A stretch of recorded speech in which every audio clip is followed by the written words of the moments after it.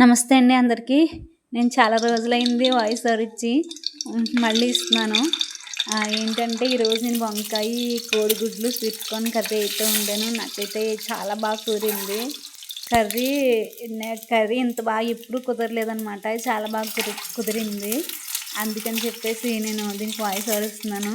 First eggs ఉడకబెట్టేసుకొని పొట్టు తీసేసి ఒకసారి అలా ఫ్రై చేసేసుకున్నాను. దాని తర్వాత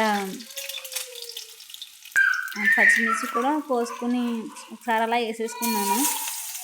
దాని తర్వాత ఉల్లిపాయలు వేసేసాను. చిన్న చిన్న ముక్కలు కింద కోసుకోవాలి. యాక్చువల్లీ నేను పెద్ద కోసాను, ఎందుకంటే నాకు వీలు కాలేదు. ఉల్లిపాయ ముక్కలు వేపేసి గుడ్స్ సపరేట్ చేసాను, అంటే పక్కకు తీసాను. నేను ఎందుకు ఇలా చేశానంటే ఒక్కో ఎగ్ ఏపి తీసి నాకు కష్టం అవుతుంది. నాకు చిన్న బాబుతో ఎంత తొందరగా అయిపోవాలంటే అంత తొందరగా అయిపోవాలి వంట. అందుకని చెప్పేసి ఫస్ట్ ఇలా చేశాను. తర్వాత ఒక్కో గుడ్డు సపరేట్ చేసేసి వేరే ప్లేట్లో తీసేసాను అనమాట. అది బాగా ఫ్రై చేసుకున్నాను.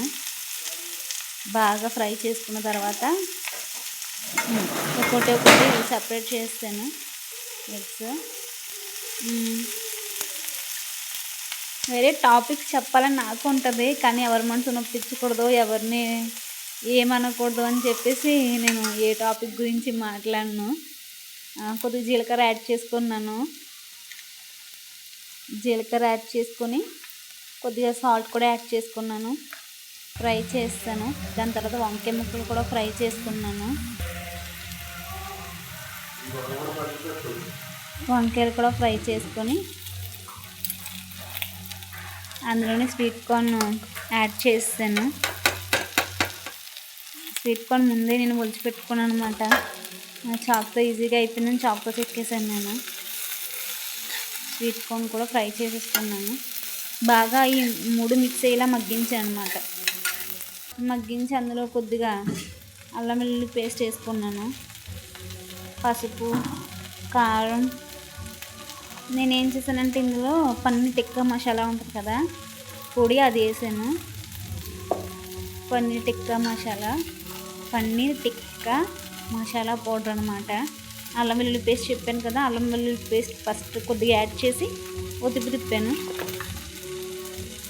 దాని తర్వాత మళ్ళీ ఇంకోసారి ఫ్రై చేసుకున్నాను. ఈ ఫ్రై చేసుకోవడం మగ్గించడంలోనే టేస్ట్ అనేది ఉంటుంది అనమాట.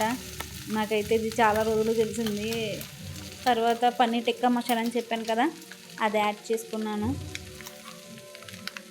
ప్యాకెట్ ఒకసారి మీకు కూడా చూపిస్తున్నాను. మిక్స్ చేస్తాను శుభ్రం.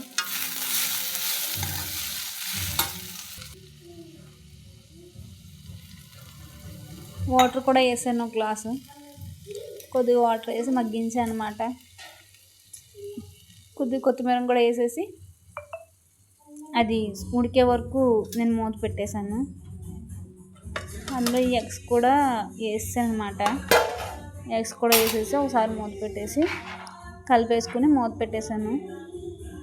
మగ్గిన తర్వాత కూర నాకైతే చాలా బాగా నచ్చింది. నాకు టేస్ట్గా అనిపించింది, అందుకే ఇది నేను పెట్టాను అనమాట.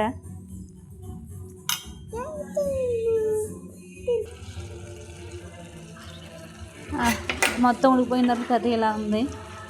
ఒకసారి చూసాను, అది బాగానే ఉడికిందనమాట.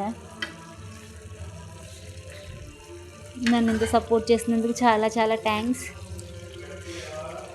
కర్రీ ఫినిషింగ్ స్టేజ్కి వచ్చేసింది. నాకైతే కర్రీ బాగా నచ్చింది, అందుకనే దీన్ని షార్ట్ వీడియో పెట్టాను, లాంగ్ వీడియో కూడా పెట్టాను అనమాట. Thank you so much all.